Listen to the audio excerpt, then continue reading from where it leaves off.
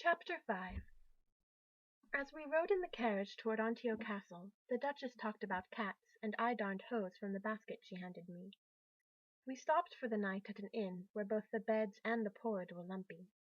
The innkeeper stared at me, as rude as any of the feather-bed guests. In the morning, the road became steeper as we entered the foothills of the Ormallo mountain range. The slopes were dotted with boulders. Antio Castle was halfway up Mount Ormallo, the highest peak in the range. Gnome Caverns was somewhere beneath the mountains. I thought of the gnome Zom's prediction that I'd see him there, and that I'd be in danger. The prediction still seemed preposterous, but I was nearer to his home than I'd ever been. The carriage rounded a bend.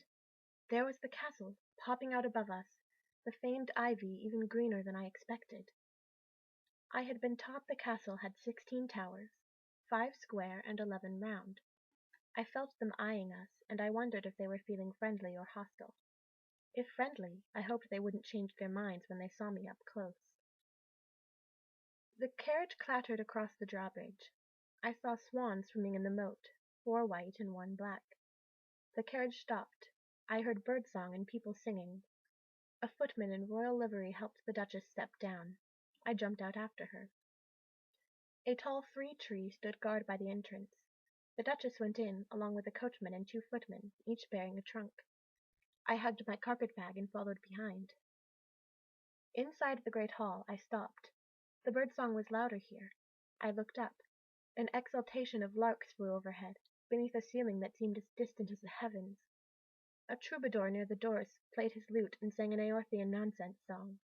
I stopped to listen and gawk. The wind took my hat, my jig-prancing favourite hat, with its leap feather whim and its whirling adoring red heather. A juggler sang along while keeping 7 silver sticks in the air. I whirred at my cat, my faint speckled chocolate cat, in my wish-weather-well. 4 courtiers watched the juggler. A peasant woman held a tray of chestnut candies and waited for customers. A falconer stood with a hooded bird strapped to his wrist. My eyes were drawn to the courtiers. 3 were women, slouching, with their hips thrust forward. Mother would have thought their posture dreadful, but I found it worldly and appealing. I thrust my own hips out and immediately felt ridiculous. I drew them back in. Arita was prettier than any of the women. I was uglier. Aza! I hurried after the Duchess, still gawking. My bedchamber was only slightly less grand than the Duchess's. My bedposts were mahogany, and the fringe on the canopy was 3 inches long. We had rugs at the feather bed, but ours were worn to frayed thread. Here the rugs were new and springy, and the patterns were bright. I had 4 rugs. They were small, to be sure, but 4. I took off my travel-worn gown and draped the skirts over the dressing-table mirror.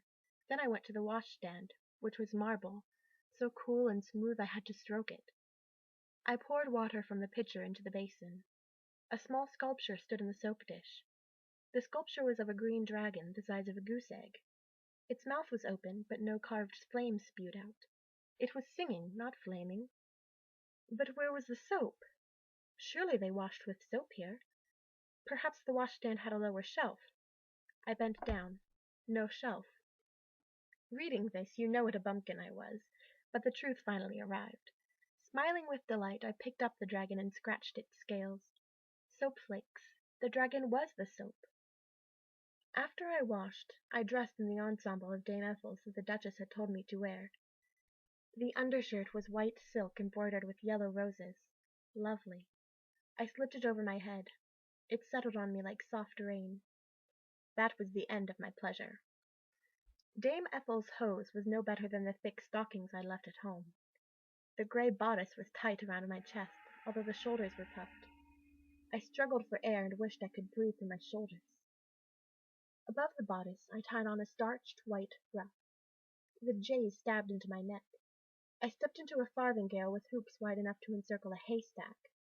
Over the farthingale went a green underskirt and then a pleated tan overskirt edged with fur. I expect you to wear both skirt and underskirt, the Duchess had said. I won't have you scantily clad.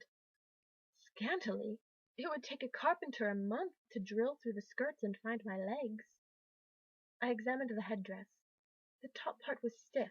rough textured and dark gray, resembling a roof shingle. A broad strip of white linen had been glued to it. I put the headpiece on, tied the linen behind my head, and pushed the ends under the ruff. I was perspiring. I felt pinched here and pricked there, but I was dressed. I had to see how I looked. I whipped the skirts off the mirror, then I tilted it to see as much of my reflection as possible. I looked and burst into tears.